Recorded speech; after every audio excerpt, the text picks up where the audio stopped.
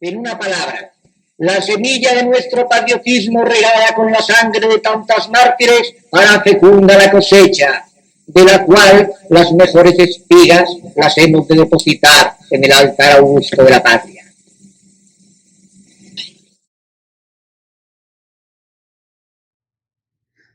Durante las primeras décadas del siglo XX, el término migrante se asociaba a la condición de refugiado, persona obligada a salir de su país por motivos políticos e ideológicos. Más tarde, este tipo de migrante pasó a llamarse exiliado, mientras que la palabra migrante se reservó para aquellos individuos obligados a salir de su país por motivos económicos. Sin embargo, cuando se habla del éxodo masivo de españoles hacia Francia y otros países europeos o americanos, una vez derrotadas las tropas republicanas por las tropas franquistas, el término utilizado es exiliado.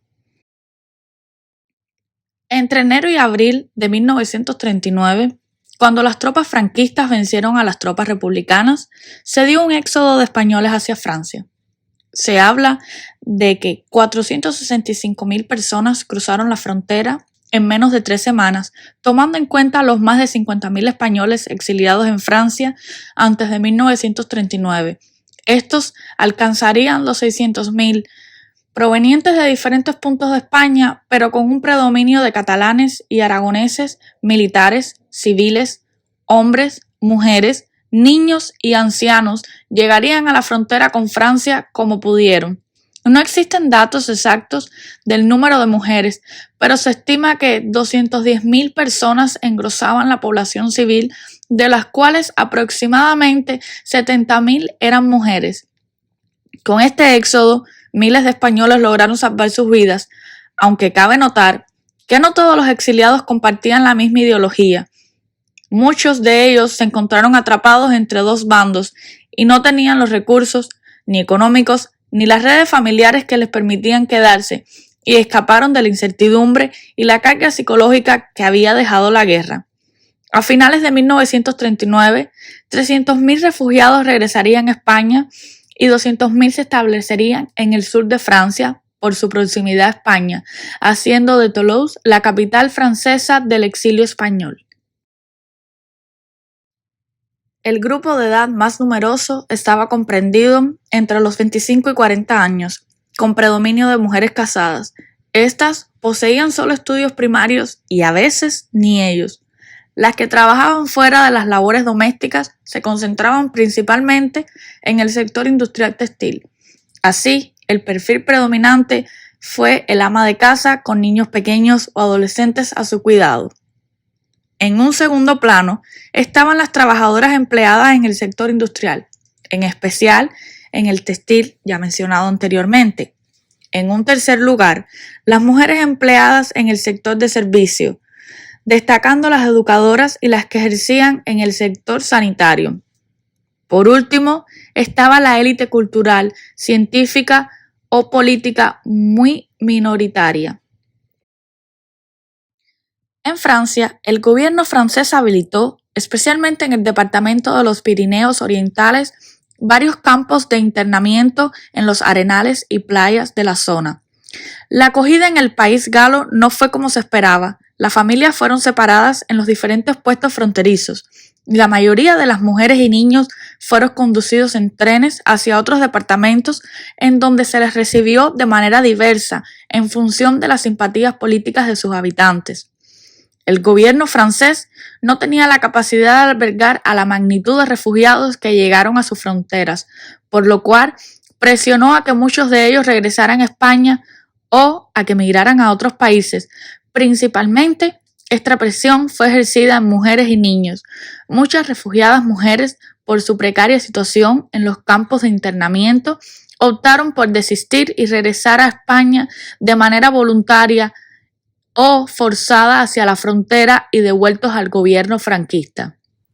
A la mayoría nos acorralaron en los pueblos y nos llevaron a la estación, donde nos esperaba un convoy para llevarnos, no sabíamos a dónde. Estuvimos en el tren durante 2 días y durante el viaje, un grupo de mujeres en otro vagón siguió la ruta con un mapa. Calcularon que íbamos hacia el sur, hacia España. Revisaron todos los coches diciéndonos que unos días antes un convoy como el nuestro había ido al País Vasco, sin que nadie supiera nada. Ellas dijeron que preparáramos nuestras maletas y paquetes, y cuando el tren se detuvo, tuvimos que tirarlo todo por la ventana y bajarnos del tren. Todos estuvieron de acuerdo. En un túnel, en medio de la noche, sonó la alarma. Tiramos nuestras cosas por la ventana. Es imposible imaginar, sin haberlo vivido, el revuelo y el pánico que se apoderó de todos nosotros. Los maquinistas enloquecieron, gritando que si venía un tren nos podíamos morir ahí mismo, que habría una carnicería. Les dijeron a las mujeres que habían organizado todo para que todos subieran al tren, prometiéndonos que en la mañana pararíamos y nos dirían a dónde íbamos. Todos volvieron al tren y cuando amaneció, estábamos en la estación de Perpiñán. Nuestros temores no habían sido en vano y si no hubiéramos reaccionado, nos hubiéramos encontrado en España. Los gendarmes repasaron todos los coches para decirnos que los que no querían volver a España irían a un campo de concentración. Al estallido de la Segunda Guerra Mundial, a finales de 1939, los exiliados españoles en los campos de internamiento, si bien desde el principio fueron un problema no deseado, se volvieron un problema aún mayor. Las mujeres exiliadas en Francia tuvieron que ingeniárselas como pudieron para sobrevivir junto a la población francesa y sufrieron las consecuencias del desastre que acarrearía la Segunda Guerra Mundial. Como consecuencia, los exiliados españoles tendrían también su 11 de septiembre. En una carta fechada el 11 de septiembre de 1939, dirigida desde el Ministerio del Interior francés a los prefectos, se indicaba que en los albergues se diera prioridad a la población francesa evacuada frente a otros extranjeros, entre los que estaban los republicanos españoles. Una orden de abril de 1940 decretaba el cierre definitivo de todos los albergues. Las que decidieron permanecer en Francia tuvieron que hacerlo en la clandestinidad. Algunas fueron internadas en campos represivos por su militancia política, por estar indocumentadas o por su rebeldía de formar parte de la resistencia. Cabe mencionar que a pesar de que ninguna de ellas participó en actos heroicos, las exiliadas españolas apoyaron a sus compañeros activamente. Para finales de 1939, 3.060 españoles habrían sido repatriados a España. Sin embargo, los que se quedaron, por el hecho de estar vinculados en la lucha civil y en la resistencia, probarían su valía, ya que de ellos se nutriría la resistencia francesa contra los nazis. Con anterioridad a la oleada de exiliados españoles de 1930, ya había habido un influjo de migrantes desde España hacia Francia, y aunque no nos enfocaremos en este grupo, cabe mencionar que en su presencia había dejado una mala impresión en los franceses por tratarse de migrantes pobres que habían dejado España huyendo a la miseria. Resulta interesante que el influjo de exiliados republicanos de finales de 1930 incluiría un número considerable de mujeres. Según Alicia Outlet, en este grupo se observa un mayor número de mujeres debido a que la República trajo mejoras para las mujeres y éstas tuvieron una mayor presencia en los espacios públicos, aunque cabe también observar que muchas de ellas formaron parte del exilio movidas por motivos familiares y sentimentales más que por motivos ideológicos y políticos. El grueso de las exiliadas españolas eran mujeres de antecedentes molestos y de pocas cualificaciones. Los exiliados de la élite cultural republicana optaron por países de la América hispana. En Francia se exilian fundamentalmente las clases populares, pero con convicciones políticas muy fuertes.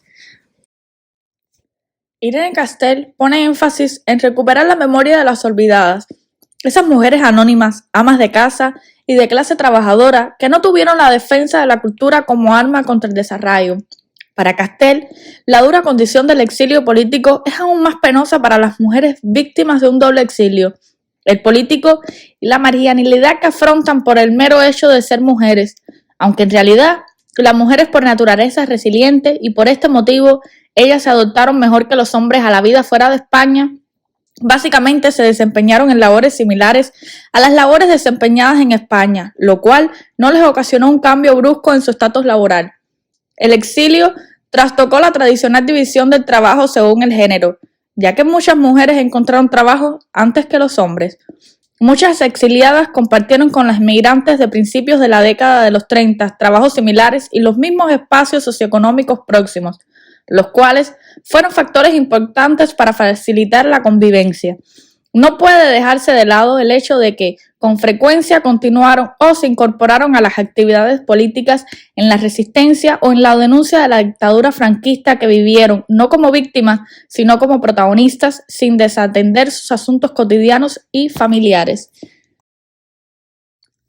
La siguiente oleada de migración que nos concierne es la de los años 60. El auge migratorio en esta década se vio impulsado por la creación del Instituto Español de Migración en 1956. El franquismo, necesitado de divisas, exporta mano de obra, y la apertura del gobierno francés hacia la migración daría como resultado un acuerdo entre Office National de Migration y el Instituto Español de Migración en 1958. Este acuerdo tenía como objetivo la reagrupación familiar. El nivel de vida en Francia, muy superior al nivel de vida en España, hizo del país galo un destino muy deseado para muchos españoles, y para principios de la década de los 70, los migrantes de esta oleada alcanzaban unas 40.000 personas. El influjo de migrantes era mayoritariamente de las zonas rurales de España, los cuales desempeñaban oficios poco cualificados y vivían en condiciones muy precarias.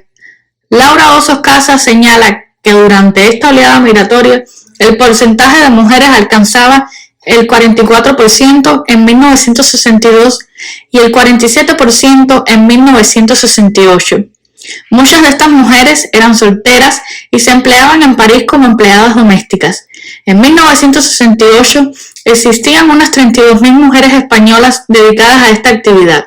Es importante mencionar que estas mujeres no emigraron exclusivamente por razones económicas, sino también con el deseo de huir del eficiente control establecido por la Iglesia y el fascismo. Algunos estudios señalan que este tipo de migración era el de mujeres empoderadas que decidían ponerle fin a las limitaciones impuestas por el franquismo. Ya sea en la década de los 30 o en la década de los 60, con el advenimiento del franquismo, la mujer española pierde todos los derechos adquiridos en la Segunda República, lo cual la obliga a emigrar en busca de unas mejores condiciones de vida. Curiosamente, cuando se habla de exiliados, se entiende como tal a la emigración de cierto grupo social, generalmente de clase media alta, con un nivel de educación elevado y en su gran mayoría de género masculino, mientras que el término migrante está reservado para las minorías pobres de clase social baja. Sin embargo, cuando se habla del éxodo de españoles tras la caída de la Segunda República, se utiliza el término exiliado. Algunos autores sugieren que este fenómeno ha atraído a historiadores e hispanistas debido a que exilio representa los valores de la República y la lucha por la democracia en contra del fascismo autoritario, aspectos positivos en contraste con el término negativo asociado con emigración y refugiado. En el caso del exilio español republicano, las exiliadas, como más tarde lo harían las emigrantes, se vieron obligadas a huir no solo de la guerra, sino también de la pobreza y la desigualdad. El fin de los exiliados era obtener una mejor calidad de vida. Sin embargo, al dejar atrás su entorno, las exiliadas se encuentran con condiciones difíciles. La devalorización, los prejuicios, la explotación y la desigualdad son algunas de las variables que las migrantes debieron enfrentar. Pese a ello, a menudo se señala que las mujeres tienen una mayor capacidad para mantener y generar relaciones positivas dentro de cualquier contexto. Y a pesar de que el grueso de exiliados de la élite cultural española se afincó en América Latina, mientras que la gran mayoría de exiliados y exiliadas en Francia eran de clase trabajadora, no por ello los antecedentes modestos de las exiliadas españolas hacen el periplo menos encomiable. Hubo emigrantes que llegaron con sus parejas, mujeres que emigraron y enviaron tiempo después por sus familias, y esposas que se reagruparon con sus parejas. Todas fueron tan protagonistas como los hombres del éxodo de españoles en busca de mejores días.